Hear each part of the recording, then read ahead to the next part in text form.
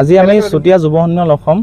চাইছা গৌৰৱান্বিত কিয়নো আমি আজি চুতীয়া জনগোষ্ঠীৰ যি পৰম্পৰা অক্ষুণ্ণ ৰখাৰ স্বাৰ্থত আচলতে আমি আজি তিতাবৰত ৰঙাচৰাই সকামভাগী আয়োজন কৰিছোঁ আৰু এই ৰঙাচৰাই সকামভাগী চুতীয়া জনগোষ্ঠীয়ে আদিম কালৰে পৰা অনুষ্ঠিত কৰি আহিছে আৰু সময়ৰ কালক্ৰমত কিছু কাৰণত আচলতে এই সকামভাগী আমাৰ ৰাইজৰ মাজৰ পৰা নাইকিয়া হৈ যাব উপক্ৰম হৈছিলে আৰু সেইকাৰণে আমি আচলতে ভৱিষ্যত প্ৰজন্মক দেখাৰ বাবে আৰু এই আমাৰ যি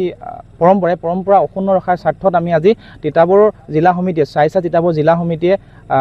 ৰজাবাৰৰ চেঙেলীজানত এই ৰঙাচৰাই সকামভাগী আয়োজন কৰিছোঁ আৰু এই সকামৰ জৰিয়তে আচলতে আমাৰ এটা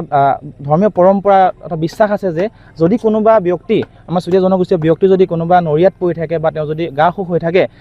তেওঁ যদি আৰোগ্য নহয় তেতিয়া আমাৰ আই কেঁচাই খাটিলৈ আগবঢ়াই যদি